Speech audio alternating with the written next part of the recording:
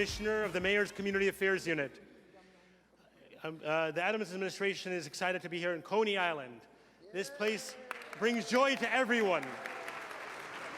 To talk with Eric, Community Conversations, a series that we've done through the all 5 boroughs. This is the 3rd time this year we've been in Brooklyn, and we're proud for the accomplishments that the administration has achieved. And just there are 3 parts to this conversation. 6 to 7 o'clock, you've had roundtable conversations with members of the mayor's office taking diligent notes at every single table to ensure your important issues are being relayed to City Hall. You have members of the mayor's office, NYPD Community Affairs sitting at each table. Then we have also question cards at every single table. In case your question is not asked to the dais, we're asking you to ensure to fill it out. We put them all in an Excel spreadsheet. Everyone gets a return phone call within 2 weeks to ensure your question is addressed. In case your question is not asked, we're going around to every single table to get a question to the dais. We have the mayor, we have the agency heads, as well as the elected officials. I'll just go through quickly the dais, who's here today. Of course, we have the mayor of the city of New York. We have Deputy Mayor of Health and Human Services, Ann Williams Isom. We have Deputy Mayors of Operations, Mira Joshi. We have the Deputy Mayor for Strategic Initiative, Anna Almazar. We have the Chief of Staff to the First Deputy Mayor, Yuma Kitase. We have NYPD Deputy Commissioner Mark Stewart, HPD Commissioner Adolfo Carrion. We have DCW Commissioner Vilda Vera Mayuga. New York City Emergency Management Commissioner Zachary Iskell, NYC Parks Commissioner Sue Donahue, DOB Commissioner Jimmy Otto, DOT Commissioner Adonis Rodriguez, Mayors of Criminal Justice Director Deanna Logan. We have Department of City Planning Commissioner Dan Gorodnik, Department of Probation Commissioner Juanita Holmes, NYCHA CEO Lisa Bova-Hyatt, DFTA Executive Deputy Commissioner Ryan Murray, Sanitation Chief of Staff Ryan Marola, EDC Senior Vice President Sabrina Lipman. We have FDNY Chief Brian Gorman, Mayor's Office of People with Disabilities Commissioner Christina Curry. We have Assemblyman Alec Brookrosny.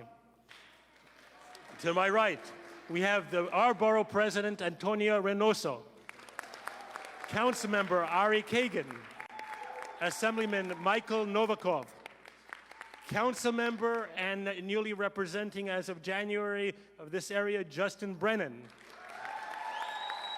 DYCD Commissioner Keith Howard. Department Education Executive Director of Intergovernmental Affairs and your former councilman, Mark Traeger. Moya Commissioner Emmanuel Castro. Human Rights Commissioner Annabelle Kapama. Deputy Commissioner for Small Business Services, Calvin Brown.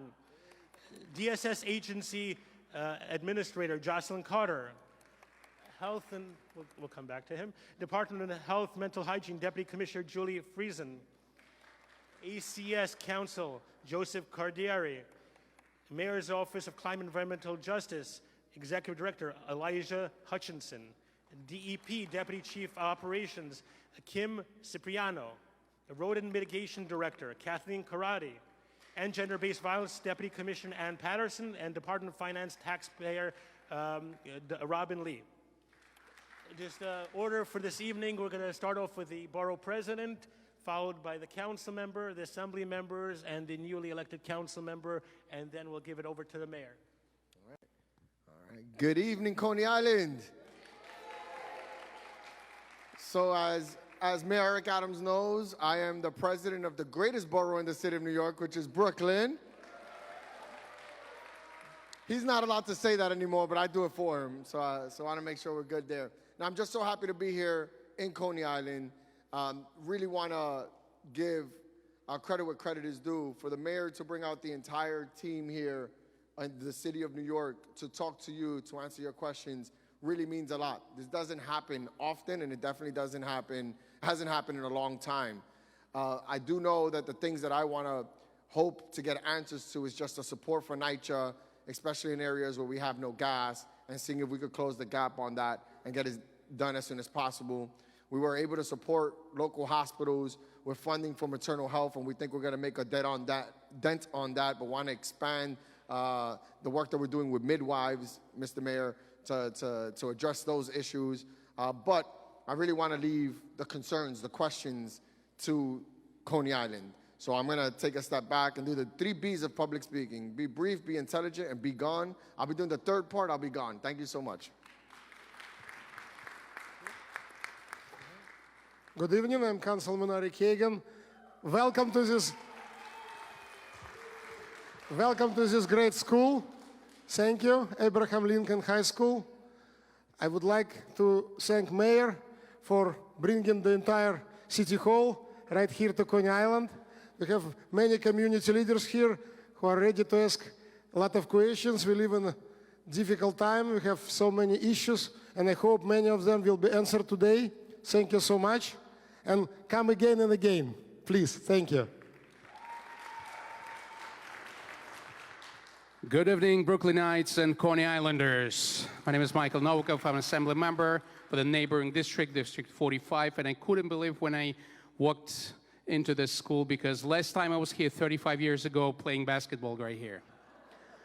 So I would like to thank the mayor for bringing everyone here, and I think the most important issue today in my particular district, because it's a heavily Jewish populated district, is hate crime. And this is the calls I'm getting every single day to my local district office, and I hope we can discuss all of that today. And again, thank you so much to the mayor, and thank you so much to you for coming here today. Thank you.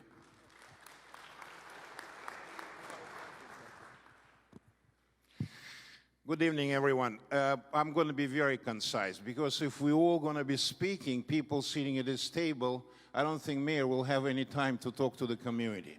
So I'm very happy to see Mayor here in 46th Assembly District. I don't know, Mr. Mayor, I think from now on I'm going to be late to every meeting. Thank you all very much. Thank you. Before I give it over to Councilman Brennan, I just want to really thank Aria Hookenboom and Abraham Lincoln High School for opening the door for us today. This high school is very special. We have a Jets draft out of the school, and this is a remarkable school. So thank you for opening the door for us. Now, Councilman Brennan. Thank you. Good evening, everyone. I'm Councilman Justin Brannan. It's great to be here.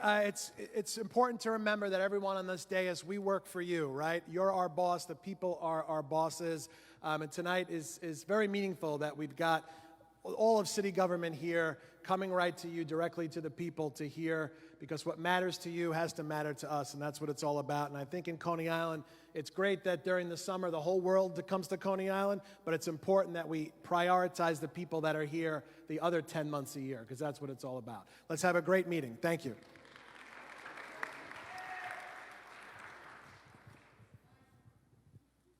Okay, thank you. 1, 2, thank you. Thank you so much, Coney Island, for allowing me to come out. Just some quick history, and then we want to really just turn it over to you. 40 years ago, I was a rookie cop on District 34 out here in Coney Island. Different Coney Island back then. I rode the trains, 8 at night to 4 in the morning. I think we had to do 2 hours mandatory overtime. Our trains were just filled with all sorts of criminality. No one thought we could turn around the city, but we did. And we're going to continue to do so. And we just announced this team here, and you can just look at this team. You see, this team is a reflection of this entire city. The level of diversity, commitment, dedication, it is what you expect. I do not merely like my team, I love my team.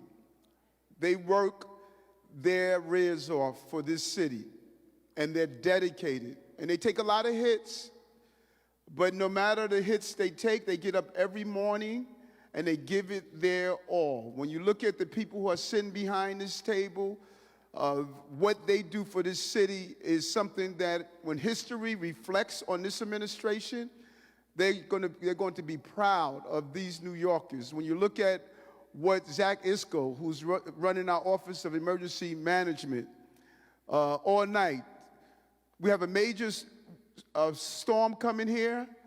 On Tuesday night, when that storm come here, you know where Zach is going to be? He's not going to be home. He's going to be at the Humanitarian Relief Center, spending the night there with the migrants who are there. The coldest day of the year this year, we slept over in that migrant Humanitarian Relief Center down at Marine Park. Deputy Mayor Ann Williams-Isom, 142,000 migrants and asylum seekers have entered the city. Not one child slept on the streets of the city of New York. Go Google other cities and see what she and her team has done month after month, day after day, 2,500 to almost 4,000 that's coming in. When you look at Deputy Mayor Mira Joshi, she handles all of these infrastructure tasks that needs to be done when you talk about them. This is what Deputy Mayor Maria Joshi is doing. Deputy Mayor Amazon, first Dominican American ever to be a deputy mayor in the city of New York. Handling all of these interaction relationships from child care, etc. And nothing is more important. The uniqueness of Coney Island, you're probably the only district that I go to where people talk about sand. You know, we have Commissioner Sue Donahue, who used to be in charge of Prospect Park Alliance in Prospect Park, who's now in charge of our entire park system. And her dedication and commitment to park is just authentic and real. Commissioner Rodriguez, DOT, lives and eat it. First time we ever had a Dominican that was the head of DOT. First time we ever had a Spanish speaker to be the head of the New York City Police Department. First time we had women to be 5 deputy mayors in the city of New York. But we're not only having people in these prestigious positions that we're doing something, we're doing the right things. And when you look at the record, we have so many firsts, and when you start questioning them, you're going to realize how many first times ever we've had in this city of accomplishing good tasks. Now, where are we right now? And we have to be very candid and honest. Never in the history of my public service have I gone through such an emotional moment and what we had to go through in what's called the November Plan. By law, we have to pass our budget every 2 years, by law. We only have 2 ways that we could pay for the city services in this city. One is to raise taxes on property owners, and the second is to cut the spending that we're doing. That's it. That's what the Lord tell me. Eric, this is the only way as a mayor that you can pay for services. Who's here is a homeowner? You're a homeowner, sir. You budget yourself for the year on what you're going to pay on gas, electric, for your children, for your food. You know what your budget is. All of a sudden, your roof caves in. What do? You go to your insurance company, you say, hey, insurance company, my roof caved in. I've been paying insurance every year, every month. My roof caved in. Can you come and give me what my insurance payments pay for? Your insurance company say to you, no, I'm not helping you. You on your own. You have to take that money from one of the things that you do in your household. Our roof caved in when we had 140,000 people that wanted to participate in the American dream. You know who was our insurance company? The federal government. We went to the federal government and said, we send you more money than you give us back, and this is your opportunity to give us what a national problem is. And they said, you on your own, Eric. You on your own, and all these taxpayers in this city are on your own. This is unfair what we're doing to migrant asylum seekers, and it's unfair what we're doing to everyday taxpayers. And you know the only thing that migrants and asylum seekers are asking for? They're only asking for one thing. They say, let us work. We don't want anything free from you. We didn't come thousands of miles to sit around all day. Let us work. And you know the irony of this? We have thousands of jobs. We couldn't hire the 600 lifeguards because we didn't have enough people applying for the lifeguards. So if we allowed the asylum seekers to work, we would have filled all those lifeguards' jobs. We need food service workers. We need medical workers. We have a shortage of nurses. And it breaks our heart that all of the things that this team has been trying to do, after school programs, senior care, building, public safety, it is unbelievable to me that I have to hold up a police class. Never thought that was going to happen. But this is what we're faced with. I want to pass a budget that adds cops. I want to pass a budget that allows us to have more school after programs, senior care, infrastructure building. That's the budget I want. And so when people look at what's happening in this city, we all are angry. And I tell people all the time when they stop me on the subway system, don't yell at me, yell at DC. Yell at DC.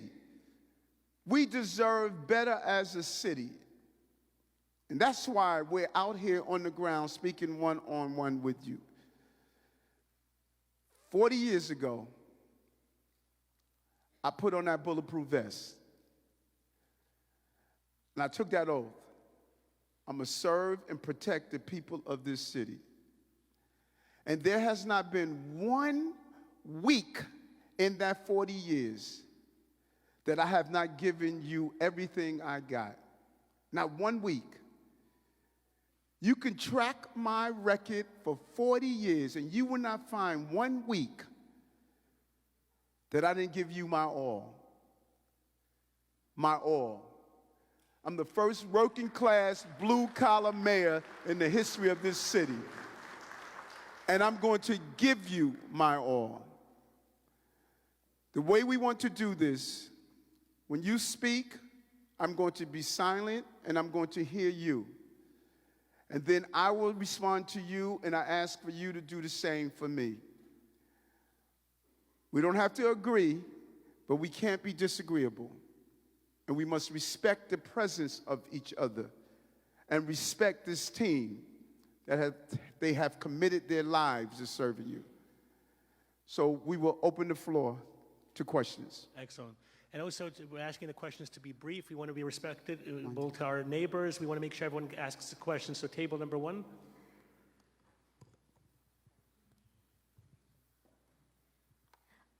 So my name is Miley Batista, and whenever I'm walking to school, I always see like trash and overgrown weeds on like the side of like the street, and I was wondering if there was a way to fix that, cause it just looks really like it's throughout like the whole Coney Island. It just looks really messy and untidy. Thank you. Thank you for that. Sanitation. Ryan Marola, Chief of Staff. On? Thank you. Thank you, Mr. Mayor. So, we hear you. One of the things that this mayor has done is invested more in sanitation workers to increase the workforce to handle those issues that you're seeing than any mayor has before.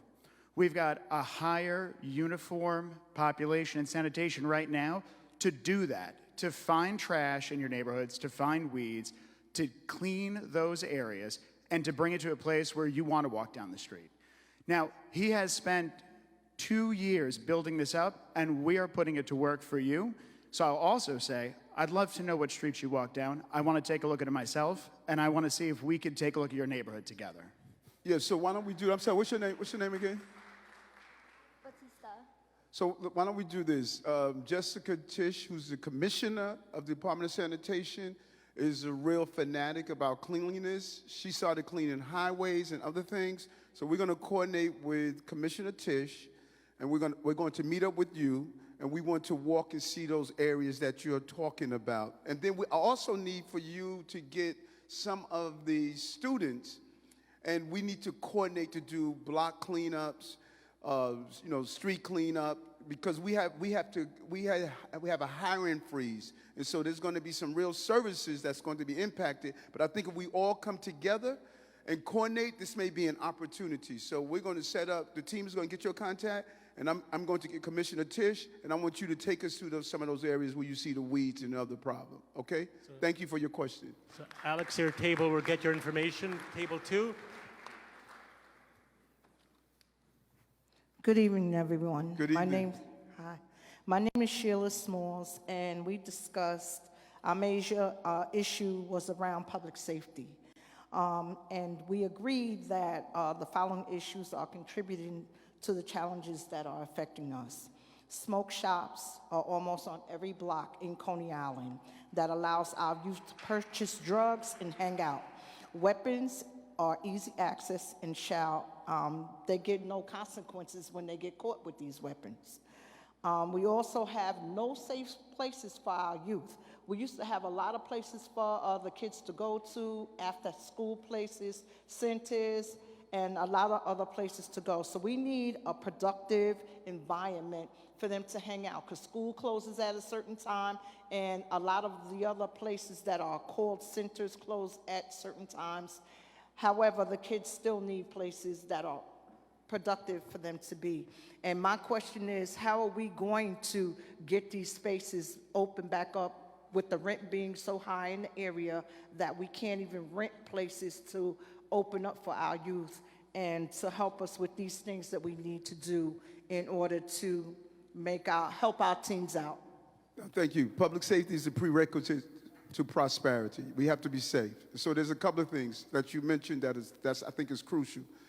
Illegal cannabis shops are not only dangerous to our children, which is a real issue, which is another conversation, but they have become magnets for robberies, shootings. I don't know how many we have, Kaz, Assistant Daughtry, but we have a number of shootings that are taking place inside these illegal cannabis shops. They are unsightly. They become hangout places. They're popping up all over the city.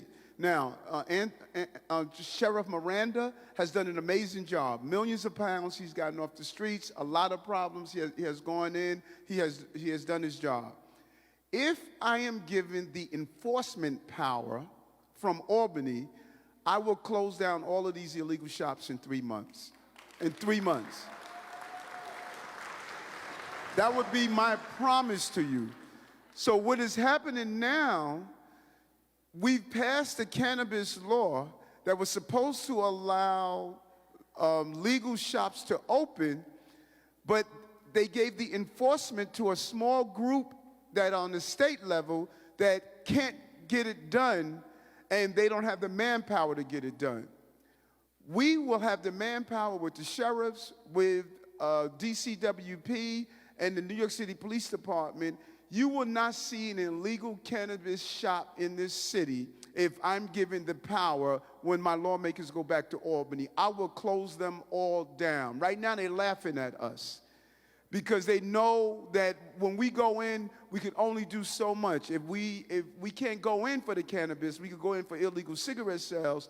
They are really abusing the law. So I need for Albany to say, Eric, you have the enforcement power, and if I get the enforcement power, you will not see any illegal cannabis shops in this city, period.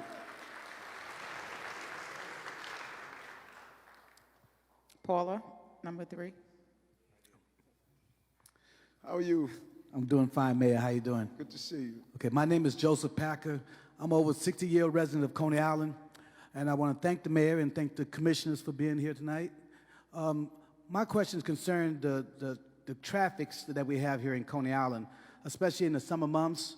And unfortunately, within the last 3 to 5 years, there's been an increase in housing that we have encountered in the Coney Island community. So our question is, do the administration or DOT have any plans to either mitigate or reduce the gridlock to make it more easier for local traffic in Coney Island, especially during the hot summer season? Dennis?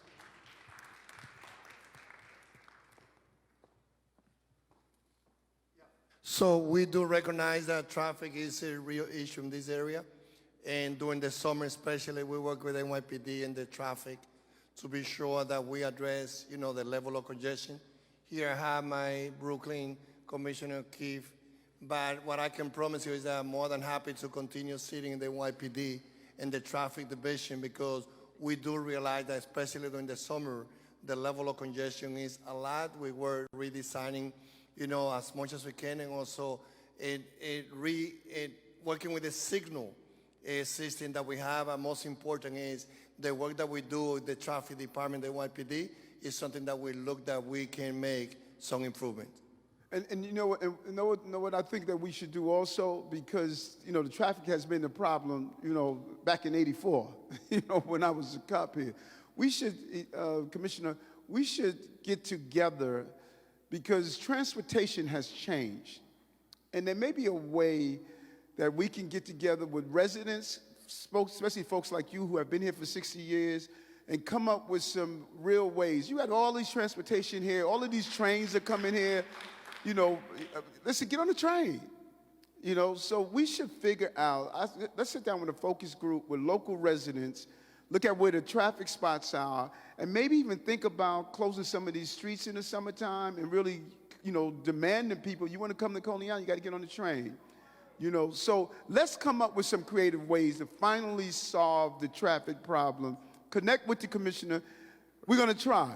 We're going to try, because it has been a problem for a long time. We don't want to penalize residents who live out here and drive, but I think that maybe this is an opportunity to come up with a creative way during those summer months, because the traffic is horrendous, and it's actually a public safety problem, So let's try to figure it. Go ahead. You wanted to ask something, sir? Yes, good. I work in... grab that mic. Hi, my name is Angel Alvarado. I live in Seagate, Abraham 1. Remember that building? Yeah, very well. My concern is that you made a good point about saying that if you want to come to Coney Island, because I've been coming here since 1957, seriously, 57. I came here and I was 7 years old. I'm 71 going on 72. So come by train. I've traveled everywhere by train. My sister's house in Camden, New Jersey, I go there, I take the train. Like you said, it keeps traffic down. If you take the train, it doesn't cost much to take the train. Come with your whole family, come to the beach and enjoy the day. Right. We like that. So let's think bold. This would be a major legacy for us. Let's really think bold how we can utilize and really get a little focus group. Because number one, we got to deal with those residents who are here. But at the same time, just about every train comes here, the B, D, F, N. So let's just utilize it. So let's think bold, all right? So next, what we can do, we will follow with you. Keith is there. Next week, I will sit down with you and anybody else in small group, and then we follow with... Right. Ed Right. Jackson, Okay. Ed Jackson, your table, get your contact information. So perfect. How are you, sir? Hello, Mr. Mayor. Thank you so much for having this town hall. I really appreciate it. My name is Koichi Shiriyanagi. I'm a 7-year resident of Coney Island, not 70. But I love this neighborhood, and thank you for your leadership. Mr. Mayor, will you pick someone from the community who has the best interests at heart for the Casino Advisory Board? How many picks? Who could ask about that? How many picks do we? I think we have one local. Who is it, the? Who? I mean, how many you get? I think the local gets a few. Who has this for me?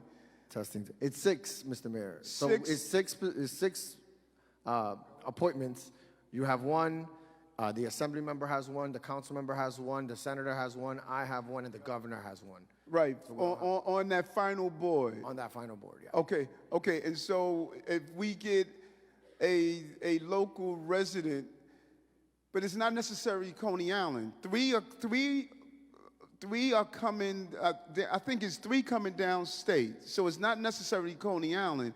They're looking at Manhattan, they're looking at the Bronx, they're looking at Queens. So if we have someone that's just Coney Island, then Coney Island is going to be the weighted vote one way or another. So we have to find someone with a real citywide approach to look at all of the different casinos that's being offered. So what's being offered is not just Coney Island. Uh-huh. See, I haven't looked into that. Is it for each? Yeah, for each proposal, there is a board for each proposal. So Okay, then, then I'll definitely pick someone from Coney Island. I'm not going to pick anybody outside of Coney Island. Yeah, no, done. Now, I said I'm picking somebody from Coney Island. I said I'm going to pick you. Yeah, no, definite. Huh? Yeah, no, definitely, done. We're gonna pick someone. We're gonna pick someone from Coney Island locally. You know, I just didn't put my head around this whole casino stuff. You know, but yes, your answer is yes. Excellent. Next table, Paul. Hi, my name is Amani Taylor Chavis, and I have run a program through JCC and UNS, the DOP Works Readiness Program. So we basically need more funding for the youth.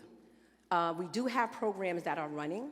However, I'm only allowed to take 17 participants.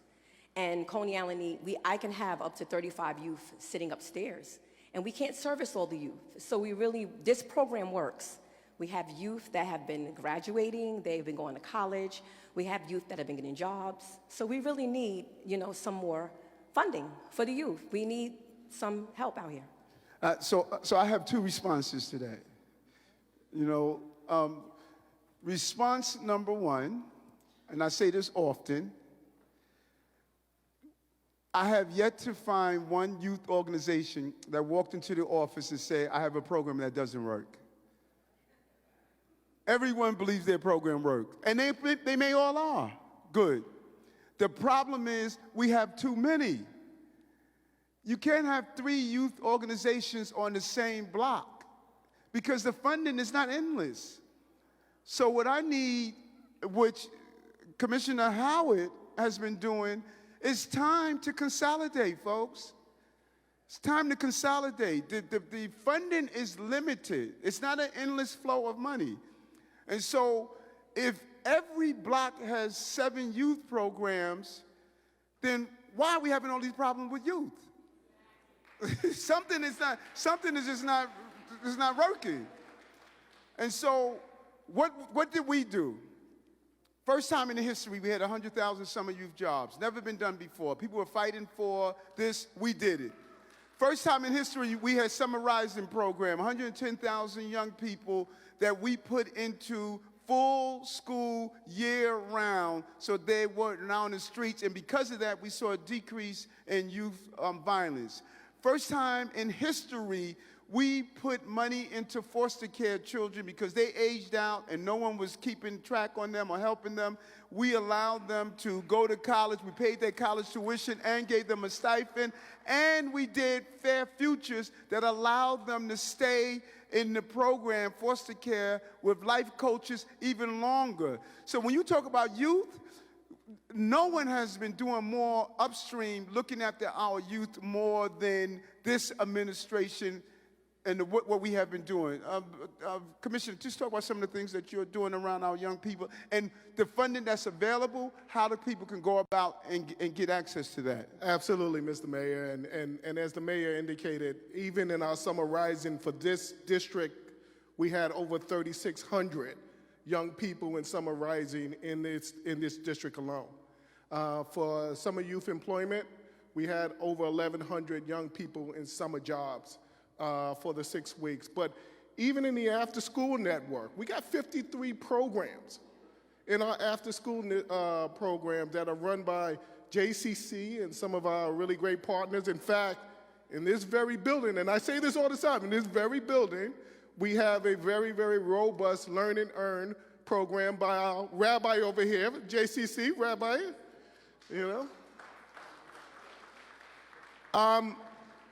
When we talk about the after-school network and the after-school funding, we haven't done the RFP, which is the request for proposal, for 10 years. It's always been passed along. This is the first time that we're going to have an opportunity to look at the after-school network, put some of the visions that the mayor has and what's in there, like mental health services and trauma and employment opportunities for young people, it's going to give us an opportunity to right-size this program. 10 years, no investment. But this year, we are having our concept paper. We're going to send it out so that we can get feedback from our stakeholders.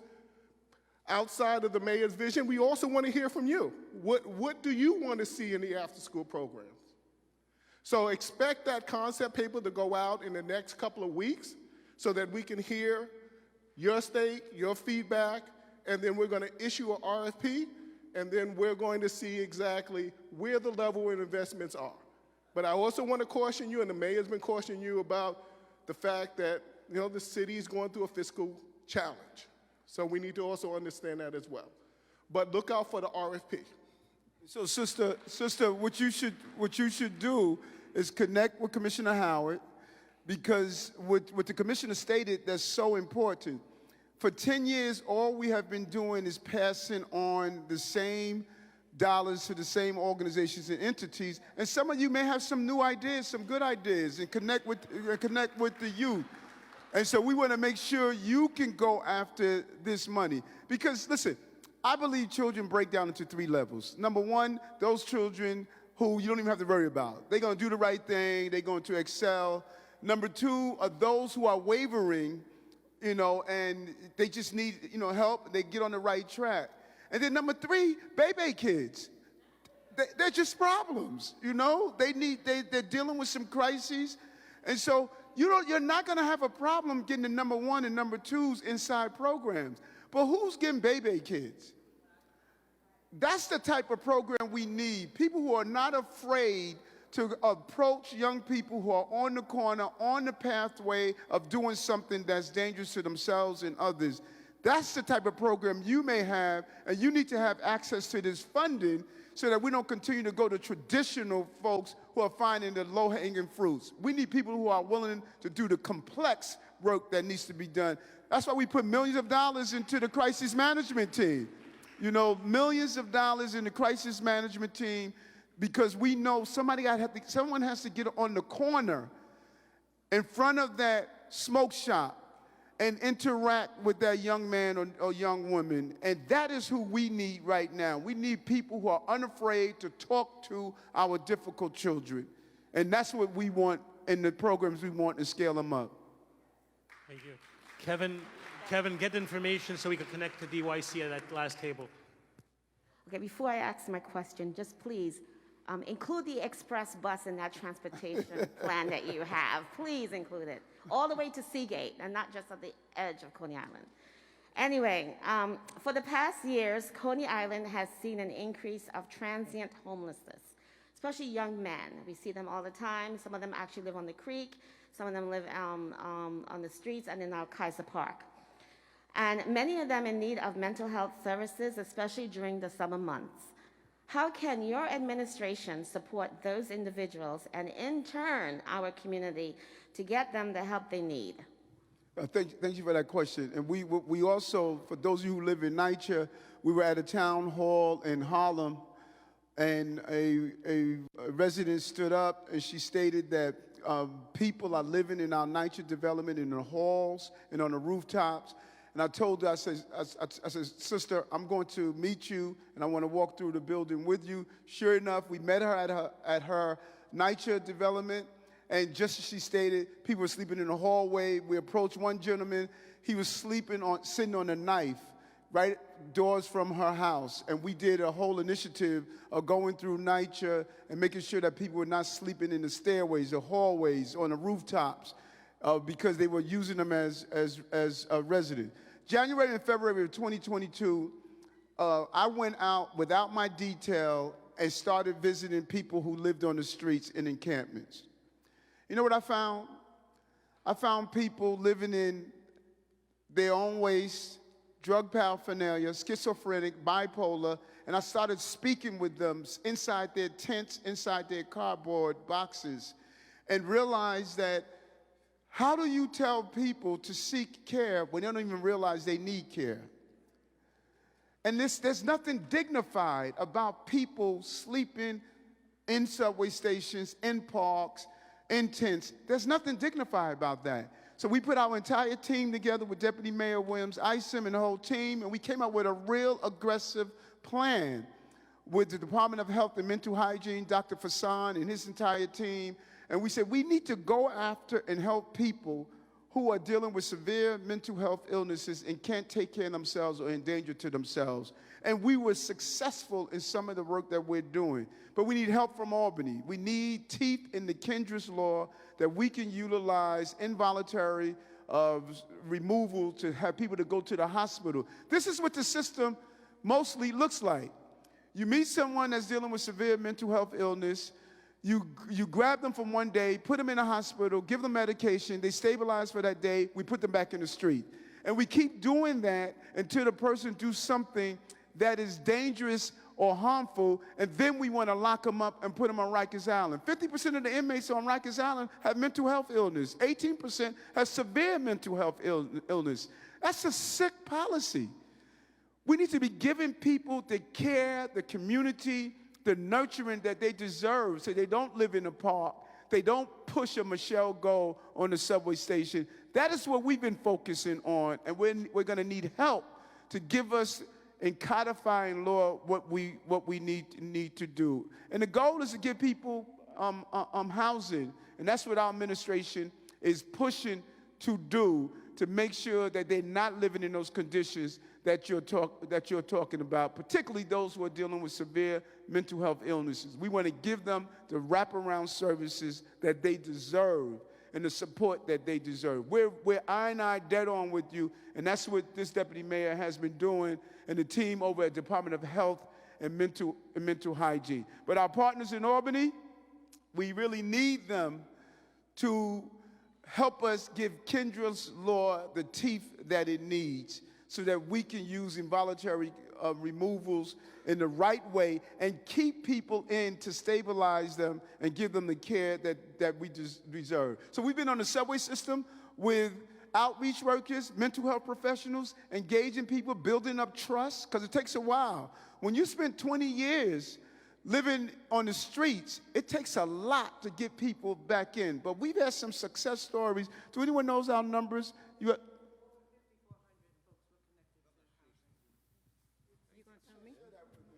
You got the whole answer about through the subway work that we've been doing, over 5,400 people have been connected to housing that we've taken off of the subway. Those are real numbers. We have a whole plan. I drive around at night, 1 a.m. in the morning, looking for encampments, people sleeping on the street. And I send the pictures to the deputy mayor and Department of Sanitation.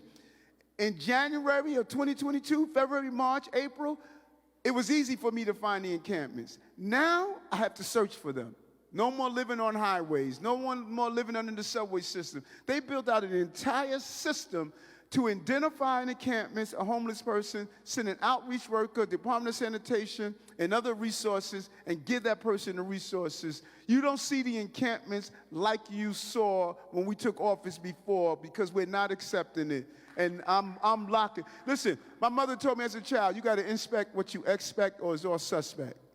So I expect my stuff. I'm on the streets, every night looking at this stuff. So we with you, sister. Good evening, Mayor. Thank you so much for hosting this event this evening, and thank you, panel, for your dedication.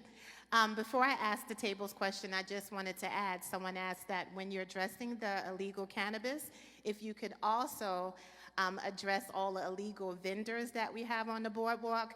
It's beginning to be so many that it's more vendors than tourists. So we really need some help there. The question for the table is, how do we ensure that Coney Island is not left behind in all the plans that are being made to address climate change? And when I say Coney Island, it has to be all-inclusive of Seagate, Brooklyn, as well as the Luna Park houses. We all are one big vessel, and what happens to one happens to all. So we want to make sure that we're included, engaged, and no one forgets about us. Do you live in Seagate? Yes, I've been living in Seagate for about 25 years. You got a lot of money. We have so let's talk about climate. Who's a DC? The vendors. I need Parks. DEP. We have parks for vendors on the boardwalk. Thank you, Mayor Adams, and thank you for the question. We are very much aware of the illegal vendor situation, especially on the boardwalk. We have a very, very strong partnership with NYPD and our parks enforcement patrol officers, also with the Department of Sanitation. We do special details to address those illegal vendors. We know what a challenge it is. We know it's a challenge not only for pedestrians and people using the boardwalk, but we're also focused on the businesses and the impact that it has on the business. You've heard this mayor talk about public safety is such an important issue, and we are on it, and we're very much focused on it, and will continue to be. I also want to address the resiliency issue because that's something that we're very much thinking about at the Parks Department, and we have heard a lot. We know about the challenges with the boardwalk, and we are in the process of completing a study to look at how we elevate that boardwalk so that it provides more protection for the community and for the people using the boardwalk. It's not only we recognize that we need to improve that and improve the safety and people's pedestrian experience of the boardwalk, but also elevate it so that that 100-year-old historic structure is there for the next 100 years. So we're going to be bringing that. We're going to be bringing that to the community and talking about the steps that we need to take together with the community to figure out what's the best elevation, how we can move forward on a plan to make the boardwalk more sustainable and really the whole community. So break down for me the vendor, because I heard that before from someone. Like, what is happening? It's just people just setting up shop. They can't hear you. No, I was asking the commissioner to break down the vending problem. Is it that people are just setting up shop? Like, what's this whole problem? Absolutely, Mayor. So Coney Island Boardwalk is a busy place and lots of activity, lots of pedestrians, lots of opportunity for people to sell things. And so people will come and just set up shop and setting up, whether it be cold drinks, whether it be, things for enjoying, the beach, a lot of illegal vending, yes. So Kaz, Assistant Commissioner Kaz Daughtry, I call him the GSD, Assistant Commissioner. Why don't we do this? Like we did in Queens, Flushing, Queens. Flushing, Queens was a mess. It was unbelievable how many vendors they had out there. But you go there now, Sandra Ung, the council person, made it happen. We need to create a system. We don't want to be heavy-handed, but we need to create a system. Remember, you went in, you did flyers, you let people know. It has to be cost-effective. And like with Coney Island, with Canal Street. Let's look at this vending problem. Is this year-round or over the summer? In the summer. In the summer. And we give you a warning, next time we're taking your stuff. We gotta send a serious message. Like we did with Brooklyn Bridge and other places, so let's create a way with parks, DCWP and others. Get out there, let people know, give you a warning, we got your ID, we gave you a warning. Next time we come in and we're taking your stuff up. If this is a real problem out here, we got to resolve the problem. I don't want to subscribe to the theory. Every problem has a solution, and if people know that you're real about it, it's going to get fixed. I don't want my legacy to say that this is a problem that's been on Coney Island and we're ignoring it. No, we're going to fix the problem. We're going to fix the problem. So, Kaz, let's figure this out. And I want those who are supposed to vend, let them vend. Those who are not allowed to vend, they got to follow the rules. You can't have it and everything go city. Mr. Mayor, this behind you, the borough president. I appreciate that it's been an issue, and we had made a suggestion that we think might also work, where we're able to hold people accountable, but also give them an option. Because the last thing we want to do is for the NYPD to take a little old lady's stuff, and then they're in the Fox 5 News, right. or New York 1 News. So I suggested that we find one of the streets to get into the boardwalk. There's a bunch of streets to get into the boardwalk. Take one and make it like a permanent vendor location. All the vendors could be there. So we're going to give you a space. We can clean it up. I'm willing to invest my funding to make it a nice area. And this is the vendor section. We'll pick a street. Now, if you're on the boardwalk, we're going to confiscate your stuff. We're going to take your stuff because we gave you an option. We're giving you an out. You have an opportunity here, and you're not taking it. So we're able to do the enforcement, and so if we can work together, I would love to have a conversation on how we could be helpful, because this does need to be solved for, and I appreciate that. Let's have you. I would love that. I love that idea. Mr. Borough President, Mayor, we just don't go up there to the vendors and take their stuff. We literally sit there. If they speak a different language, we bring an officer that speaks that language, tell them you can't do this, and we even give them literature how to do it correctly. And we do this 2-3 weeks, and then we tell them, listen, we're going to come take your stuff this week. And that's when we do it. Yeah. Well, I wasn't claiming you guys are doing anything wrong. Okay. I'm just trying to give a suggestion so that you never have to worry about the confrontation. I want to limit confrontation and say, we're going to give you an option and say we could do that. No, and I love that idea. So let's let the borough president be part of. Commissioner Mayuga is not going to let us just take it anyway. You know, she you know. Okay, so I love the idea. All right, Kaz. And on the climate, we have Mayor's Office of Climate and Environmental Justice. Yes. And DEP. Elijah.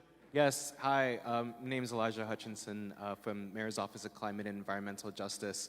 And I'm really excited about the question for Coney Island. This community has taught me more about resilience and climate change than any other community in New York City. And I was here during Sandy years ago and recognized a lot of familiar faces. We have some of the most ambitious targets in the United States on climate.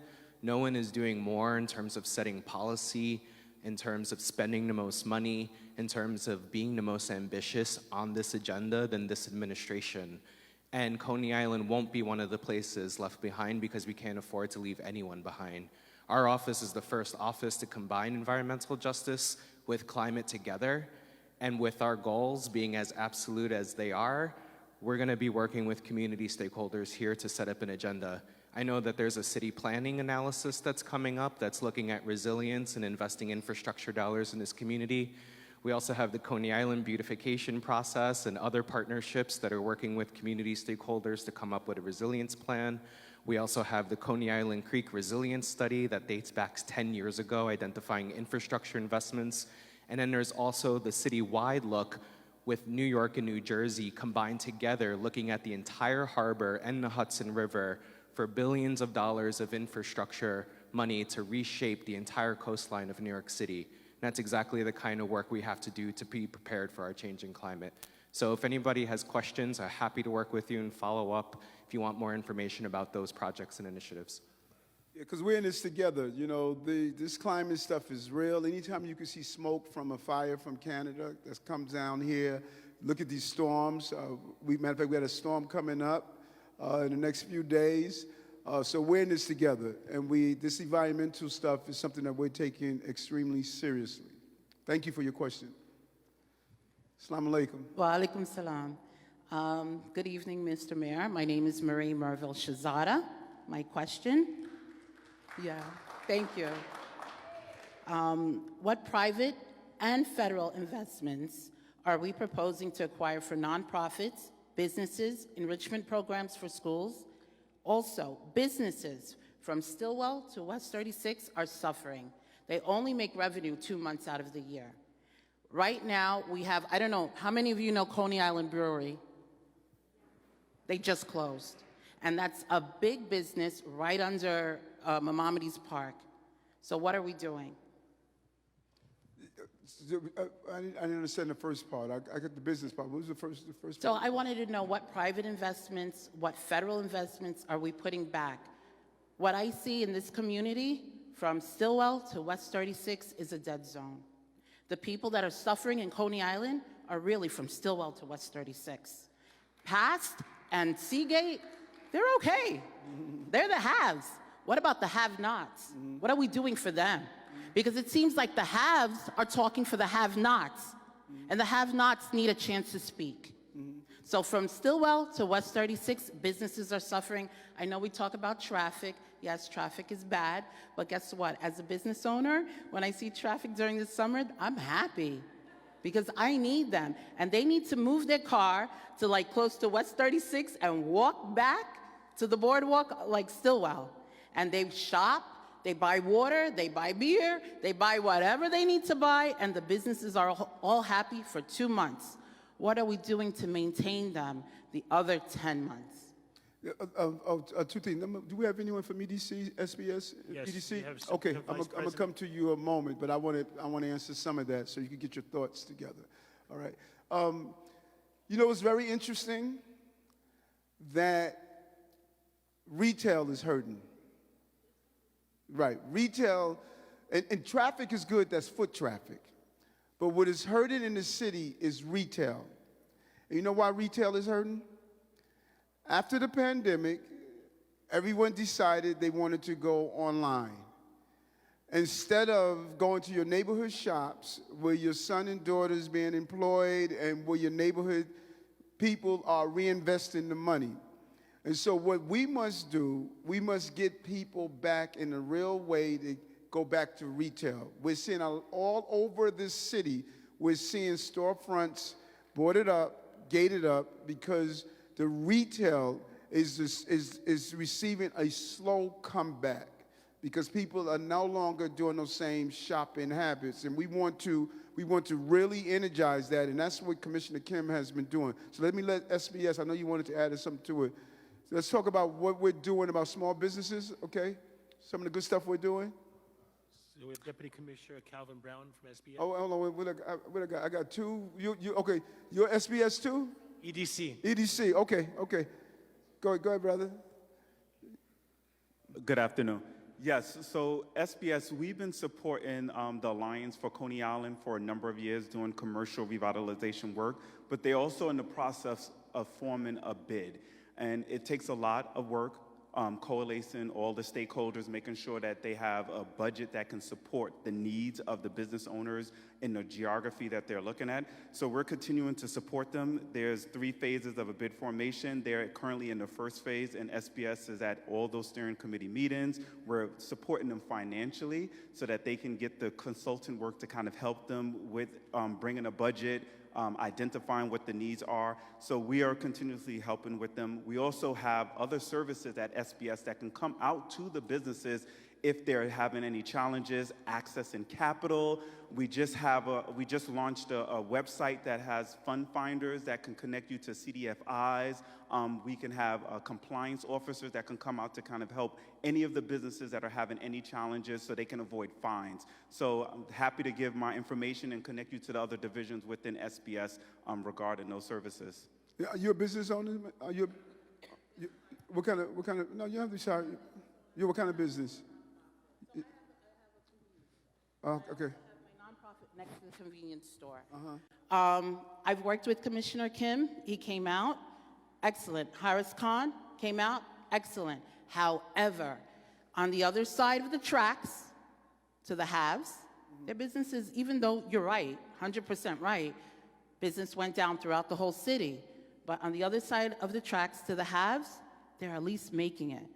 The have-nots don't get the licenses. They don't know the logistics, and I have been working with Harris Khan to make sure the business owners know about licenses and things, but they still need that support, and they need this community to support them. No, without a doubt. And so what we would need is, because as a business owner, you know some of the things that are needed to fill in the gap. So I need for you to partner with us and say, Eric, here's some of the things that we need to fill in the gap. Because we have what is the band that you guys come out? The Moby. Right. And it can come out. We can direct services right there. We have our best team, which is Business Express Services. So if there's regarding licenses, any sort of permits that these businesses need to get, we'll have compliance officers right there that can walk them through the process. So and the goal is Maria, I didn't see Maria. Deputy Mayor Maria Torres Springer, when we came into office, I said, listen, we are overtaxing our small businesses. We went and looked at all the fines that were put in place, and we put in place a rule for cure periods. Instead of fining you right away, give you an opportunity to fix the problem. You know, we even took off the books altogether. We said there's no reason we should still have this. So if you have ideas what we can do, I need you to let Commissioner Kim, he has a real overzealous team about keeping businesses up and operating. But also, I remember during COVID, I met a brother who was a tailor. He was a tailor for many years. And, you know, during COVID, nobody was buying suits. He retrofitted his business to make hospital gowns and face masks and did very well. This is an opportunity. You may want to put your those of you who are business owners, you may want to put your existing business on hold and say, what's the demand? We have to clean sheets for all of our asylum seekers and HERCs. These are multi-million-dollar contracts. We have to feed people, multi-million-dollar contracts. We have to clean places, multi-million-dollar contracts. So there's a need in this crisis that is opportunity. And so as business people, we should be re-examining on, okay, maybe my business is this, but here's where the needs are. Let's fulfill, we want to localize restaurants providing the meals that we're doing. We want to see how do we put this money back into the communities. Okay?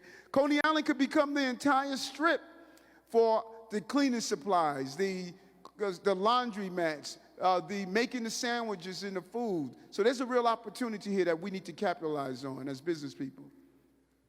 Phone on your table, get your contact information. We'll make sure to follow up with SBS. Next. Good evening, Mr. Mayor. How are you? Good. My name is Larissa Boaz, and I represent the Shorefront Jewish Community Council here in Coney Island. My question today is about the high needs that have existed in Coney Island before the pandemic, during the pandemic, and now with this immigrant crisis that we're seeing. You've proposed some budget cuts. How are we as CBOs and a community able to support our friends and neighbors that live in this region, that are looking to settle in this region, if our resources are so limited and the needs far exceed what we're able to do on a day-to-day basis? Listen, I feel you, and that's the question that I have to come up with every day. How do I continue to maintain operating the city as complex as this with my nonprofits? When we came into office, we had a backlog of billions of dollars that our nonprofits were being we were playing games with nonprofits in previous administrations. We tell you to provide a service, and then we want to pay you 60 cents on the dollar for the service. And then it was taking so long to get it through. Deputy Mayor Sheena Wright and her team cleared up that backlog, billions of dollars, to make sure you got money in your pocket, because you bridged the gap in the with the service providers. But the reality is that we are strapped for cash.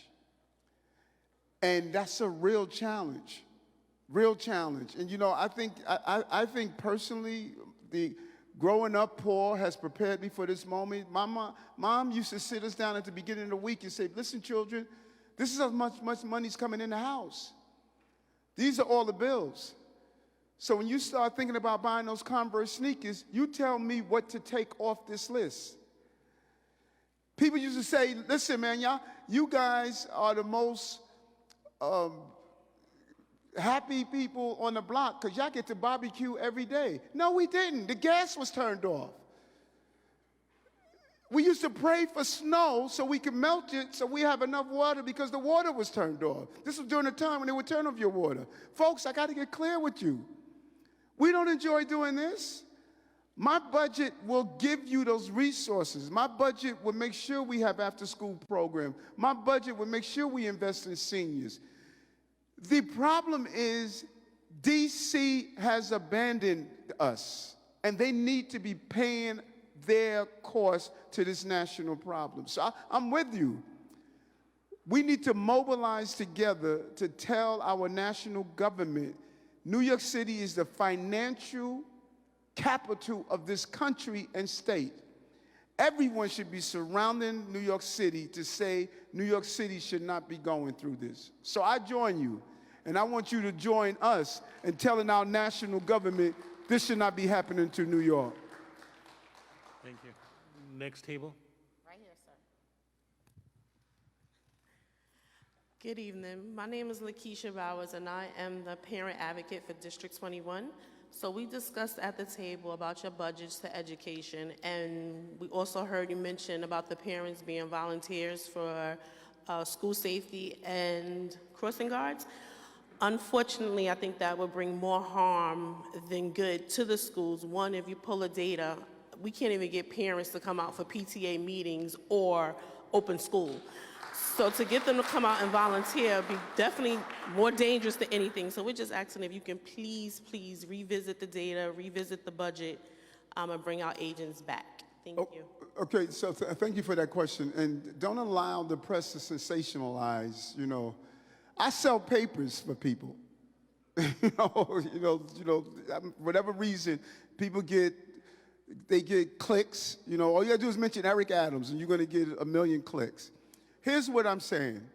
When I was in Brooklyn, Annette Robinson, the assemblywoman that represented the Boys and Girls High School, parents came out for dismissal, and they created a safe space for their children. She organized the parents in the community. She says, listen, when our babies get out of school, we should be out there and create a safe space for these children as they're going home. No one is telling parents to be the school crossing guards, the school safety agents. No, we're saying that because of this financial crisis, we have a hiring freeze. We could not put police in the police academy. We have 250 school safety agents that we had to freeze. It's a deficit. If we say to ourselves that, hey, let's find some time to go out there when these babies get dismissed from school, let's go and it's an all hands on deck moment. This is an all hands on deck moment. And is it going to be forever? No, it's not. But right now, there's an all hands on deck moment. The presence of fathers participating in these schools, doing after-school programs, being out there when the children are dismissed, the presence of parents be out there. Let me tell you something. What I know, that a mom, a dad that's respected in the community is better than any school safety agent you can ever see.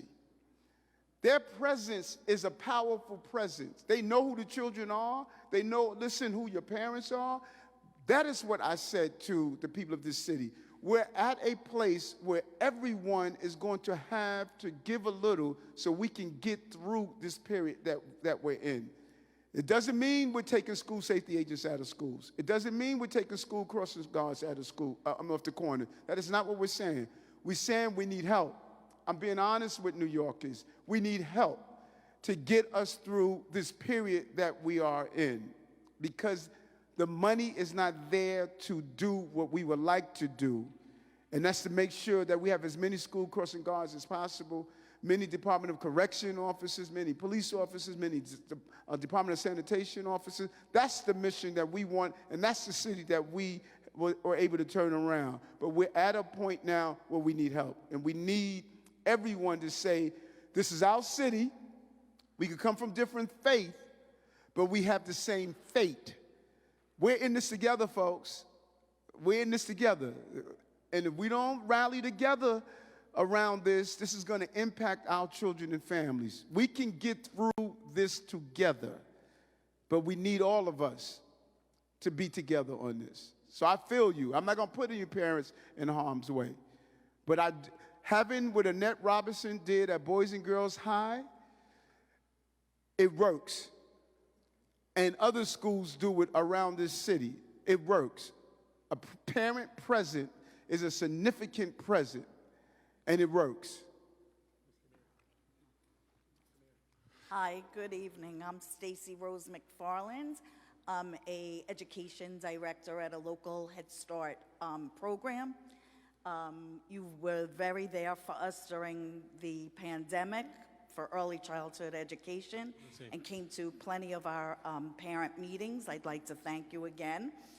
Our Head Start programs are now contracted under the Department of Education and are suffering less than 50% of the expected enrollment.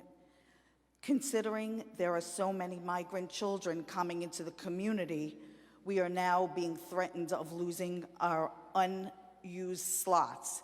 Instead of assuring these children places at our program, where are these children going to be sent? I didn't understand. So right now, we're not making our enrollment. Got it. Okay? Got it. So if we're not making our enrollment, we're going to lose 50% of got it. our budget. Got it. And we have tons of migrant children in this community in shelters, and we have places for them. And how can we make also this connection with the shelters for them to come to our Head Start programs? Got it. Good question. So here's what happened when when this administration came in office. We had something called pre-K, 3K, right?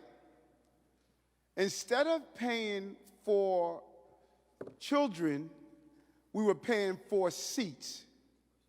And so when we started peeling back the data, we said, wait a minute, we're paying for 50 seats and there's only 5 children in the center. What's going on here?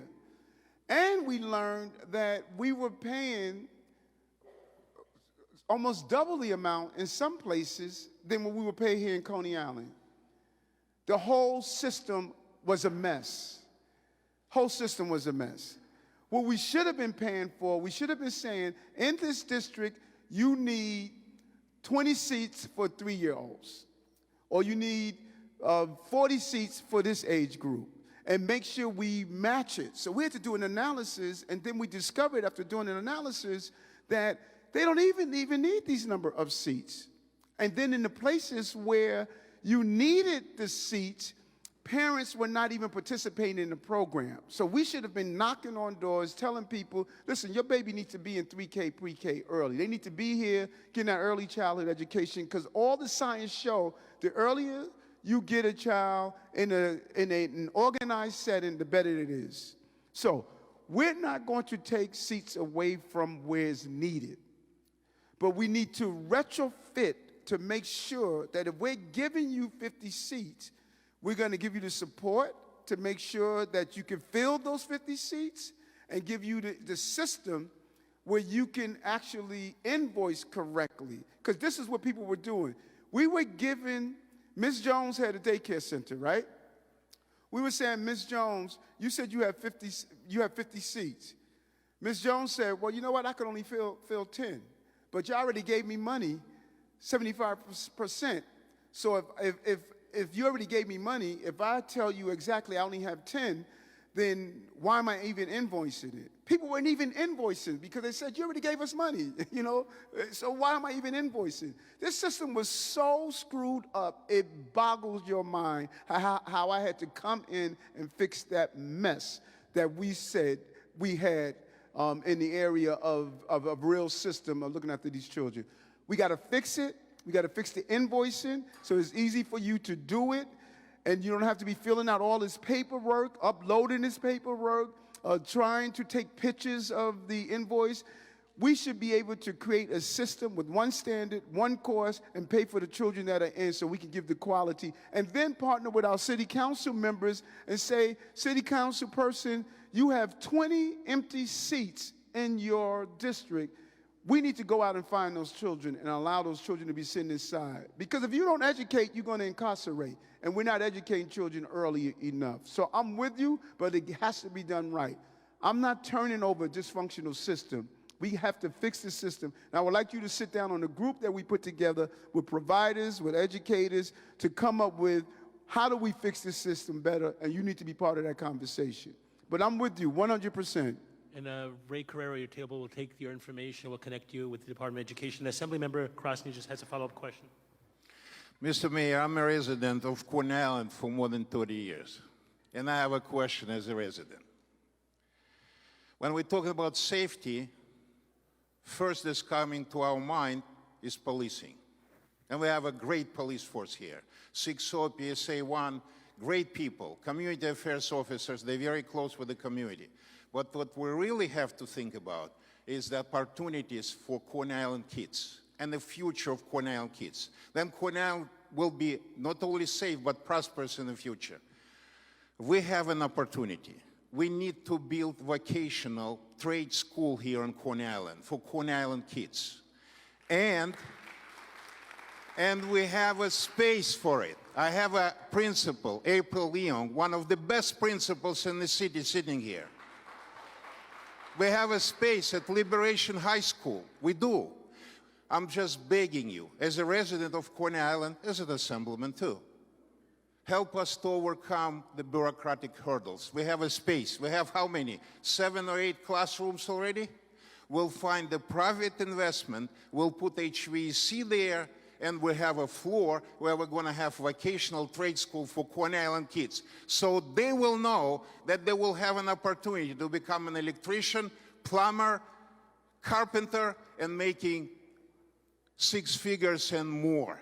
That's what we need. We really need it. Thank you very much. No, whatever, listen, I'm with you, and I thank you for that, Assemblyman. I started the Brooklyn STEAM Center in the Brooklyn Navy Yard, where children are leaving their high school with certifications. It's a real win. People thought it was not possible. We did the Brooklyn STEAM Center. Those children are leaving with certification, going to good paying jobs. We are partnering with all of these tech industry. I think the model of P-Tech is a real model that we need to look at. So we need to bring in the Googles, the Microsofts, and all of these other tech industry and have a real technical training so that people can be employed. Everybody's not going to go to college, but everyone should be employable. And I knew I was in the wrong profession when my plumber drove off in a Porsche, you know, so let's be clear. I'm with you. Let's figure out how to do it, the BP. I've never seen a poor plumber in my life. Right. So it's something I'm sure the BP will partner on and the other local electeds. If you have a location, a space, let's get the chancellor. Let's get the chancellor on board. I love the idea. Okay. Thank you, sir. Perfect. Next table, Lamoni. Right here, sir. Good evening. How are you, ma'am? I'm fine, thank you. Good. And I want to preface this with, I've heard what you said about the federal government and about why we have to have the cuts, but I also feel that I have to say what I have to say. Yes, no, feel free. Okay, thank you. Okay, we at the JCC, Greater Coney Island, serve as seniors. Nobody has mentioned them. We are quite concerned about impending budget cuts and how they will affect the older adults. We provide meals, educational and recreational programs, health management programs, transportation, as well as home-delivered meals to the most vulnerable. In so many ways, we are their families. Many of these families, they move away, and we are the family. And the seniors depend on us for the nourishment. And also, we save their independence. They're allowed to stay home because they have some place to go every day, a safe place to go every day. And all we're asking is nobody should break up our family. No, well said, well said. And listen, many people don't realize the point that you raised. The loneliness impacts the social determinants of health. And, you know, England has a loneliness czar because they realize how loneliness impacts on your health.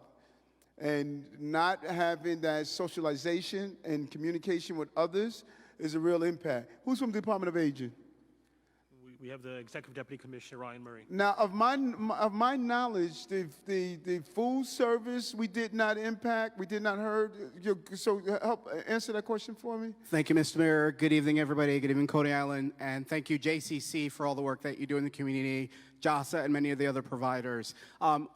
Under this current budget, Mr. Mayor, what you've done is help protect the services currently for the providers. So JCC can actually attest to the fact that there are currently budget cuts for providers. There are 5 older adult centers in this community. There are naturally occurring retirement community centers that are here. Those have not currently been affected. As you've shared, you know, we've got more work to do on budgets across the board, but currently the programs are not affected. And we're happy to say that they all will continue currently with the programs at the level levels. We've also seen that folks have come back out. Social isolation, as you said, and how many older adults are currently out and about tonight in this room? All these folks feel they're young. All right, nobody's self-identifying, but what we continue to see, Mr. Mayor, and you have invested your time with us at the Department for the Aging, with Commissioner Cortez Vasquez, is getting out to older adult centers, and we've had our own town halls, just like we've had with youth. The community building is critical and important. We're going to continue doing that work. There aren't currently budget cuts to the programs. They remain intact. We were really creative in making our contribution to the PEG program, but we will continue to work really closely with JCC and all the other programs. There are 300 older adult center programs across this city, and we are going to work to keep them as strong as we possibly can. And Deputy Mayor Williams-Isom was very clear. You know, we did not do this with just a hatchet. We used a scaffold to make sure that those services that were needed for real everyday struggling New Yorkers, like cash assistant programs, the food delivery programs, we looked at those and we weighed them into our decision because we didn't want to aggravate pre-existing conditions. So, you know, we still have to do another PEG for January, but at this time, we did everything possible to leave it whole because we do understand the long-term impact of that. Thank you. Thank you. Here you go, ma'am. Sherman, next table. Thank you. Hi, Yes, Mayor ma'am. Adams. How are My you? name is Erica. Erica. Yeah. Okay, so with ghost crimes, human trafficking operating in plain sight, besides jobs, how would a casino benefit Coney Island with so many residents against it? I don't. It's not coming here yet. You know what I'm saying? You're gonna have a local. That's why you want to Well, be the it's a local lot rep. of people that is invested in this casino, and they're all around Coney Island, so it seems like it's coming faster than we don't know what's going on. So that's why it's important for you to add your voices to the conversation. There's going to be a lot of hearing, a lot of conversations. So add your voice to the conversation because we should not shove down the throat of the community something that the community doesn't want.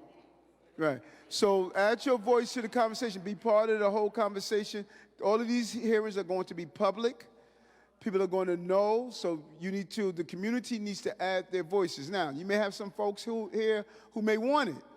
So they say, you know what? I just love New York. 8.3 million people, 35 million opinions, man. You know, I just love this city. No matter what you say you want, there's a New Yorker that say they don't want it. That's why you got to have hearings, you know. And I'm glad I'm not the borough president. No, but the hearings would take place, both sides would come in, and they will weigh in, and that's why I have to be careful who is our appointment. You know, so, but there will be hearings, and, you know, you'll be able to add your voice. Excellent. And this will be the last table. And just before the last table, I wanted to say Anastasia Yaskova, who is the Brooklyn South Director, has been advocating for this community, for the Mayor's Office, Community Affairs. And I want to thank her for putting this together, working with all the groups here. We did outreach to 45 groups to do the invites tonight, so make sure we get the right people here together. Nice, Thank you. nice. And she's just amazing, you know, give it up for her, you know.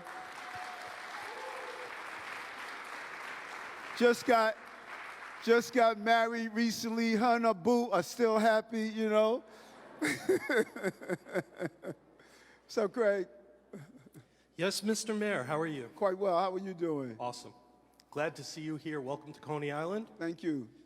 So we met a while back. You Yes. became my senator in 2006. We got to work together for many, many years.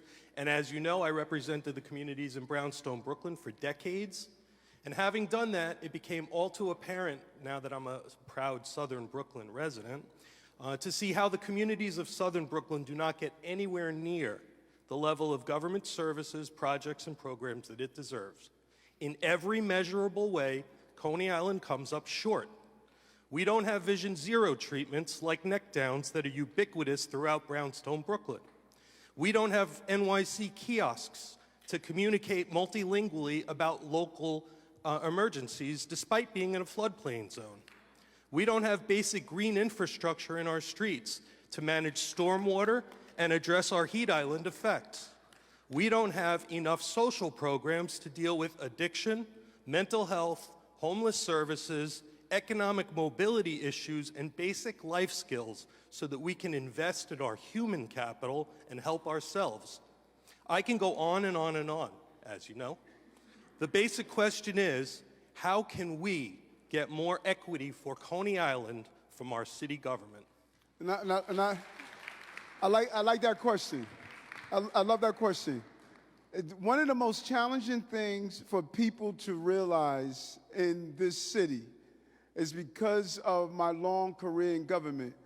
I've been mayor for 22 months, folks. 22 months. In 22 months, we recovered more jobs in this city's history. In 22 months, we finally see a decrease in rat complaints in the city. In 22 months, we brought down homicides, we brought down shootings, we brought down 5 of the 7 most crimes. In 22 months, we have more people in our theft voucher program than the history.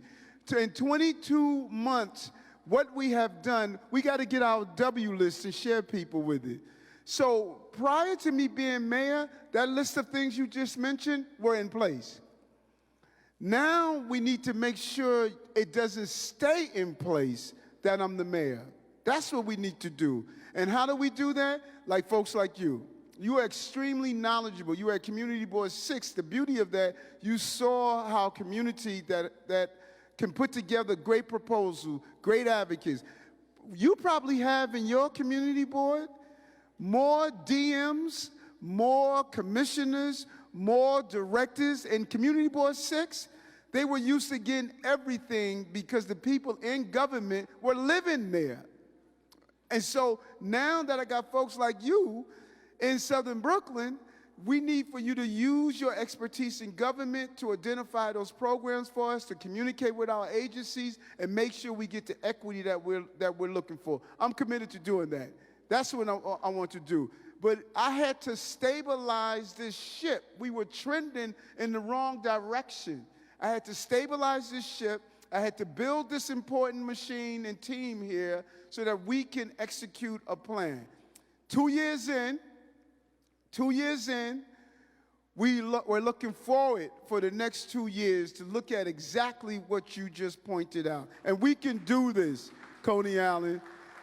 The beauty of it is, I started here as a cop, and now I'm here as your mayor. I know how good the people are in here, not because of your beaches, not because of your housing, not because of your views. This community is good because of the people. Some of the best people I've ever seen. Thank you so much for allowing me to come out. I look forward to being here even more. Thank you. I just want to give a shout out to the Chief of the Borough, Chief McAvoy, and the Commanding Officer Smirnov from the community, CEO of the 6-0.